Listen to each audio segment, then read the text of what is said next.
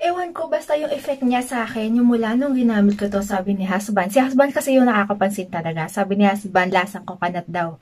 Ang glutathione content kasi nitong Laxen ay 950 mg. So, ang ganda niya, diba?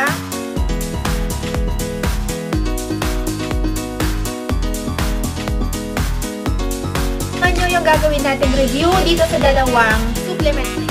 Tatlo lang yung ginamit ko. Oh my God, ang ganda. Sarap.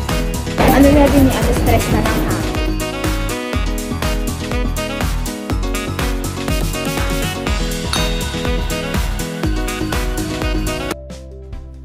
Hello my love, it's Megan ng Pilipinas sa Espanya. Welcome back sa aking channel. So for today's video, ipapakita ko sa inyo kung ano nga ba ang feminine wash na ginagamit ko ngayon. I-share ko sa inyo kung ano yung aking honest thoughts about sa product na ginagamit ko ngayon. Pero bago tayo mag-start, kung bago ka sa channel ko, please subscribe to my channel and click the notification bell para updated ka pag may bago akong uploads.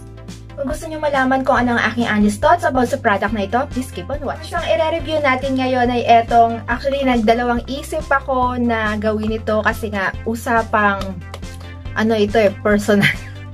Pero sige, kasi gusto ko yung naging effect niya sa akin, kaya isi-share ko to sa inyo para naman makatulong ako dun sa mga naghahanap. Para dun sa mga taong naghahanap ng perfect na panghugas para sa ating mga private area. So, para din to dun sa mga taong irritated sa mga ginagamit nila ngayon. Okay, so ipapakita ko sa inyo ng malapitan yung product para mas mabasa rin ninyo yung mga sasabihin ko. So, ang pangalan ng brand ay Carefree. So, alam naman natin na trusted brand ito para sa feminine wash. So, ito yung bago nila na Duo Effect na Daily Intimate Wash. Then, ang ingredients niya ay aloe vera and green tea. Then, yung kanyang pH balance ay perfect kasi importante sa ating mga babae na ang mga ginagamit nating panghugas down there ay pH balance. Then, at saka malaki to, 200 ml. Then, sa likod, yan yung nakalagay sa likod yung kanyang mga ingredients kasi nakaibang language siya eh. So, then, nakalagay kung saan siya manufacture. So, made in France siya, guys. Okay, so going back tayo sa kanyang packaging. So, kung bibili nyo ito, hindi ito nakalagay sa box. Ganyan mo lang siya na mabibili. Then, dito sa kanyang clip ay walang nakalagay na sticker. So, ganyan lang siya talaga. Ganyan lang. Pero okay lang yon as long as na binili mo siya sa mga trusted stores dito sa Spain, okay lang yon, safe pa rin yon. Overall, pagdating sa kanyang packaging ay perfect para sa akin kasi nga favorite color ko ang pink. Napapansin nyo naman siguro yon sa ating mga vlog na lagi akong naka-pink. Then, malaki siya para sa isang feminine wash. Malaki to kasi nga 200 ml and matagalang gamitan na. Then, ang kanyang texture ay gel-like. Hindi ko lang alam kung nakikita nyo. Kasi puti siya eh. So, ayan o. May lumabas na sa kanyang ano. Gel-like siya. Ay, ayan, may lumabas na. And, very light lang yung kanyang amoy. Hindi siya matapang na tulad ng ibang feminine wash. Kasi yung amoy nito ay hindi tulad ng usual na amoy ng mga feminine wash na mabibili mo. Na may nagamit na kasi akong ganun eh. Hindi siya amoy feminine wash kung aamin mo. Then, very gentle yung kanyang amoy.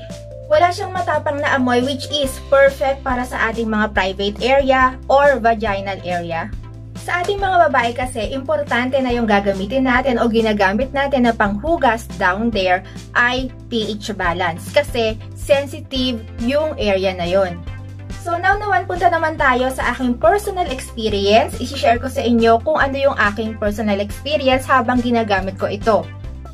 First, yung kanyang amoy. Gusto ko yung amoy niya kasi nga hindi siya yung usual na amoy ng panghugas ng pempem down there na amoy panghugas talaga ng pempem. Pero eto ay hindi. Hindi siya ganon. At the same time, hindi siya matapang. Hindi matapang yung amoy niya. And hindi ako na-irritate sa kanya. Nagustuhan ko pa dito yung kanyang pakiramdam na all-day freshness. Yes, lalo na sa akin na araw-araw lumalabas. Umaga pa lang nag-uumpisa na yung aking routine. 5:30 gising na ako kasi ang trabaho ko ay sobrang aga. So, yung freshness niya ay naandun. Then, kasi kiniklaim ng product na ito yung kanyang long-lasting freshness up to 12 hours. So, proven ko yon na tumatagal talaga siya. Gusto ko rin yung pakiramdam na mild, gentle, at namo-moisturize niya yung aking private part down there. Kasi nga, yung part na yon ay sensitive.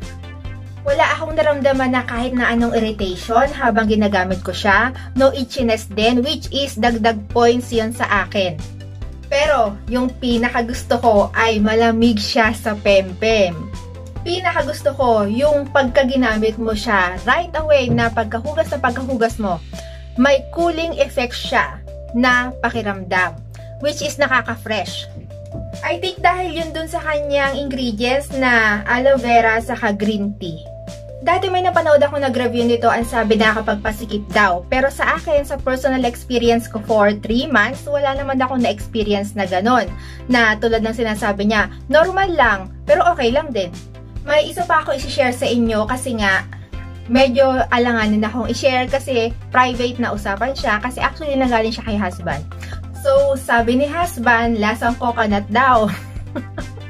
Hindi ko nga alam kung totoo ba yun o ano, basta lasang coconut daw. Tapos, unlike yung sa color niya dati, nag-iba daw ngayon. Yun yung sabi ni husband. Actually, review niya yun para sa product na to.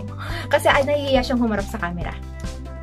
Saka mula nung ginamit ko ito, parang laging high si husband.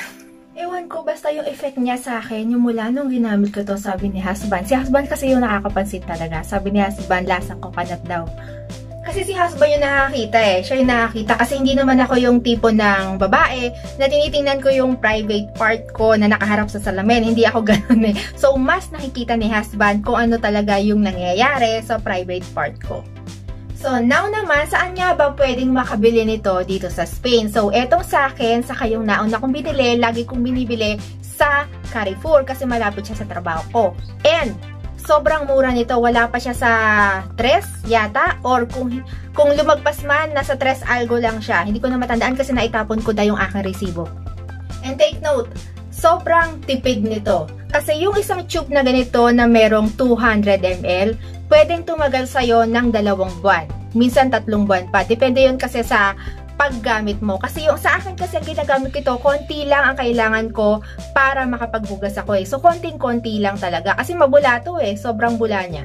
And, sabi ko nga kanina na proven ko na tumatagal siya ng 12 hours talaga. Yung kanyang freshness.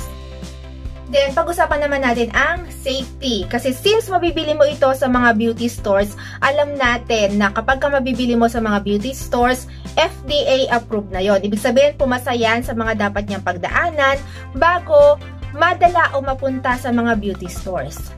And since FDA approved siya, makakasiguro tayong mga babae na safe yung mga ginagamit natin, lalo na sa ating mga babae na may mga private area tayo na sensitive. Kaya kailangan tayong mga babae careful sa mga ginagamit natin. So yeah, my loves, I think nasabi ko na sa inyo yung aking lahat ng experience, lahat ng na-experience ko sa paggamit nitong Carefree Duo Effect Daily Intimate Wash. Pati yung personal na napansin ni husband ay nasabi ko na din. So, bago tayo magtapos, kung bago ka sa channel ko, please subscribe to my channel and click the notification bell para updated ka pang may bago akong uploads. At kung sa tingin mo ay very informative itong video na ito sa'yo, please don't forget to give me a thumbs up. Thank you for watching, my loves! See you sa mga susunod ko pang videos. Bye!